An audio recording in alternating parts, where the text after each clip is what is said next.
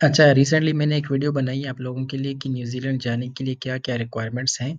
तो वो वीडियो अगर आप लोगों ने नहीं देखी वो भी देख लें। अभी तक अपलोड नहीं की, अभी मैं अपलोड करने जा रहा हूँ, लेकिन मैं साथ में ये भी एक और वीडियो बनाने जा रहा हूँ कि न्यूज़ीलैंड रिपोर्ट में मुझसे क्या-क्या क्वेश्चन किए गए और जो पॉसिबल क्वेश्चंस हैं वो कौन-कौन से हो सकते हैं। क्योंकि मेरा दोस्त है वो भी क्या है अभी रिसेंटली हो गया है वहाँ पे क्या उसको बोलते हैं न्यूज़ीलैंड में।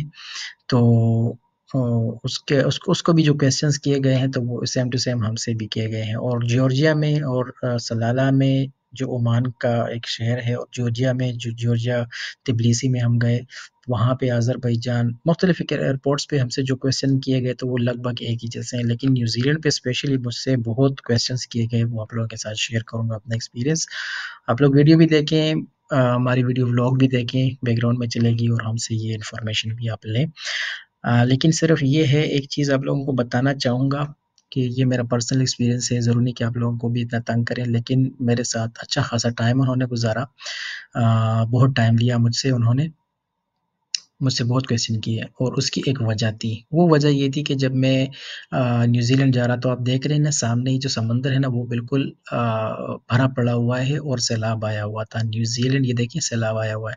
तो न्यूज़ीलैंड जो एयरपोर्ट है उसमें भी पानी आया हुआ था। ये पानी नहीं बल्कि सैलाब आया हुआ था। तो they were like a little bit doubtful that कि बंदा मतलब इस सैलाब के दौरान विज़िट के लिए यहाँ पे कौन आ रहा है? जितनी भी फ्लाइट्स थी सारी कैंसल हो चुकी हैं। लोगों ने अपने जो ट्रैवल प्लान है वो चेंज किए हुए हैं, तो why this person is going to travel New Zealand?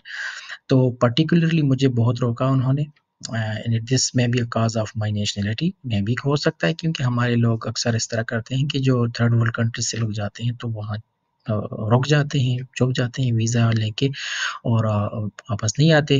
तो इस किस्म के क्वेश्चंस लाज़िम उनके हक बनता है कि वो हमसे पूछें। तो फर्स्ट ऑफ ऑल मुझे उन्होंने रोका काउंटर पे, इधर-उधर साइड पे नहीं किया।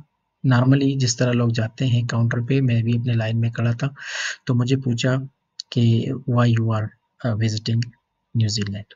ज़ाहिर है my basic purpose was tourism, तो मैंने उनको कहा कि मैं ट्रैवल कर रहा हूँ, टूरिज़्म के पर्पज़ से मैं आया हुआ हूँ और मैं इस वजह से न्यूज़ीलैंड देखना चाहता हूँ। तो उन्होंने मुझे कहा कि क्यों इस टाइम में आप आए हुए हैं? मतलब आप न्यूज़ीलैंड में क्या देखेंगे इस टाइम? तो मैंने उन्हें कहा कि हाँ, ये एक मतलब बात है कि at this moment New Zealand is under flood.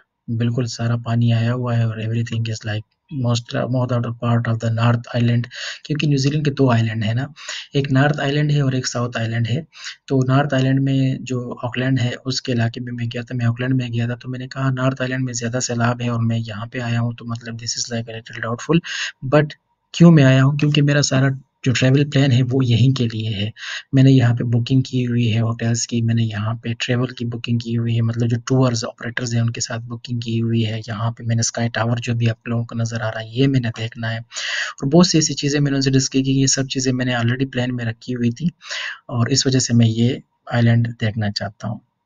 फिर उन्होंने मुझे कहा कि नहीं आप मतलब इस टाइम पे क्यों आए हुए हैं? तो मैंने उन्हें कहा हाँ, ये इसलिए आया हूँ कि मतलब जो मेरा ट्रैवल प्लान था वो बेसिकली ऑस्ट्रेलिया के लिए था और मैंने फिर न्यूज़ीलैंड के लिए भी अप्लाई किया क्योंकि both the countries are like nearer to each other और अगर मैं ऑस्ट्रेलिया तक आ रहा हूँ दुबई से तो मैं सोच रहा हूँ कि मैं ये भी ट्रैवल करूँ न्यूज़ीलैंड भी।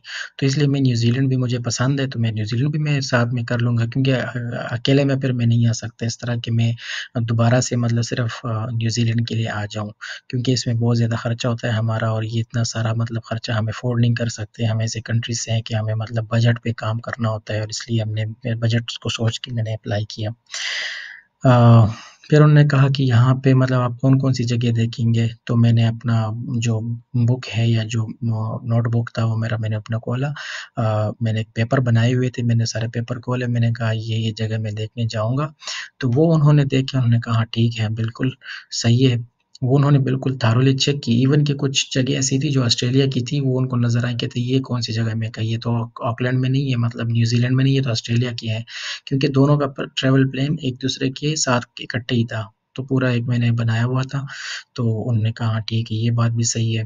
फिर उन्होंने मुझे कहा कि यहाँ में आप किसके पास जाएँगे? तो मैंने कहा हमारा तो मेरा कोई इस तरह है नहीं कि मैं उसके पास जाऊँगा, मैं तो आया हूँ मतलब यहाँ पे मुझे तो कोई इस तरह कोई रिसीव करने नहीं आ रहा। तो कहते हैं फिर आप कैसे रहेंगे? तो मैंने कहा जिस तरह मैं ऑस्ट्रेलिया में रहा हूँ, जिस तरह मैं दूसरे कंट्रीज़ में सोलो ट्रैवल करके जाता हूँ, इस तरह मैं न्यूज़ीलैंड में भी रह लूँगा। तो I hope that there is like everything is all good and मतलब मुझे जगह भी मिल रही है, मैं ऑलरेडी बुकिंग भी की हुई है और पब्लिक ट्रांसपोर्ट को मैं यूज़ करूँगा। ज्यों एयरपोर्ट से निकलूँगा तो मैंने फलाँ कार्ड यूज़ करना है पब्लिक ट्रांसपोर्ट के लिए, नहीं तो मैं टैक्सी भी ले सकता हूँ। तो इस किस्म की क्वेश्चन मतलब मुझसे की और इस पे अच्छा खासा टाइम लिया उन्होंने, अच्छा खासा टाइम लिया। फिर फिर ये हुआ कि फिर भी मुझसे वो क्वेश्चन कर रहे तो मैंने फिर उनको कहा कि देखिए अगर आपको कोई शक है तो मेरा वीज़ा रिसेंटली इशू हुआ है 2-3-4 डेज़ बैक नहीं बल्कि तकरीबन उस टाइम 10-12 दिन हो चुके थे। लेकिन जब ऑस्ट्रेलिया में आ रहा था तो उससे 2-3 दिन पहले मेरा वीज़ा न्यूज़ीलैंड का लग गया है।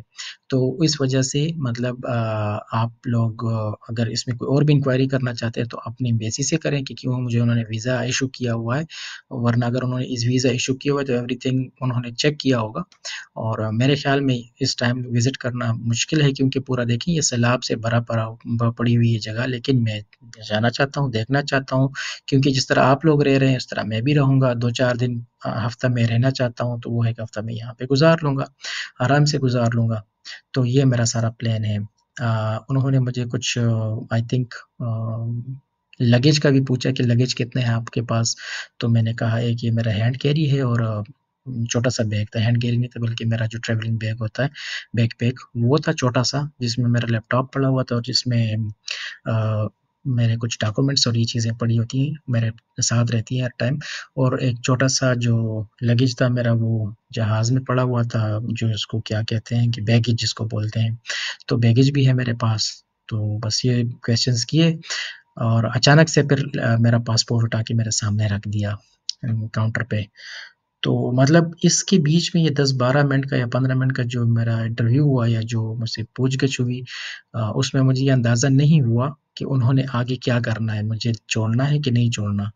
तो मुझे उन्होंने पासपोर्ट दे दिया। पासपोर्ट जब मुझे उन्होंने दिया है तो मैं समझा कि शायद मुझे रिटर्न कर रहे हैं कि हाँ, मतलब एक तो हमारा पासपोर्ट भी ऐसा है कि अल्लाह माशाअल्लाह कि मतलब कोई बहुत हाई-फ़ाई सोसाइटी से या बैकग्राउंड से बंदा हो तो वो तो मुतमईन होगा लेकिन हम जैसे लोग तो हम बहुत ज़्यादा परेशान हो जाते हैं कि पता नहीं क्या हो रहा है।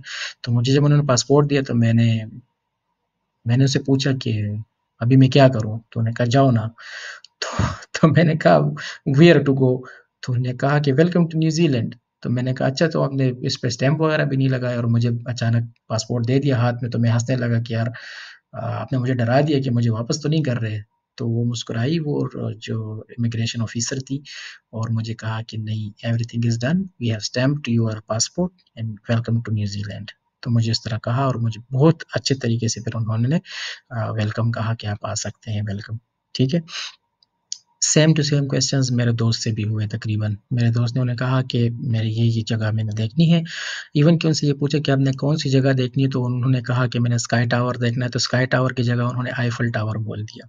अब आईफल टावर कहाँ पे है और स्काई टावर कहाँ है, तो बड़ा एक इंटरेस्टिंग सा वो बन गया। तो उनको बोलते हैं कि यार आईफल टावर कहाँ पे है और तुम न्यूज़ीलैंड में आ गए हो, गलत जगह पे आए हो। तो उसने कहा, "अच्छा मैं गलत जगह पे आ गया हूँ, मैं तो न्यूज़ीलैंड में सुना है कि वो आईफल टावर इधर ही है।" फिर उसने अपना जो बुक है, नोटबुक है, उसने वो खोला कि यार 1 मिनट मैं शायद नाम गलत बोल रहा हूँ क्योंकि उसने मेरा हवाला देना था कि मेरा दोस्त है और उसने मुझे जगह बताई कि वहाँ पे लाज़िम जाना है। तो मुझे स्काई टावर पसंद था प्लान में है, तो मैंने उनको लाज़िम कहा था कि स्काई टावर लाज़िम देखें। अलबत्ता उन्होंने वहाँ से जंप भी लगाया स्काई टावर से मोहम्मद नईम खान ने। मैंने नहीं लगाया लेकिन मोहम्मद नईम खान ने जंप लगाया हुआ है वहाँ से, बड़ा ज़बरदस्त $250 डॉलर का है वहाँ न्यूज़ीलैंड डॉलर का। तो उन्होंने जो नोटबुक जब उन्होंने खोला कि मेरा ये मैं नोटबुक में चेक करता हूँ कि उस टावर का नाम क्या है? तो उन्होंने उसको कहा कि नहीं बस now you are prepared for everything मतलब अभी तुम बहुत तरीके से आए हुए हो जब everything you have prepared so welcome to New Zealand.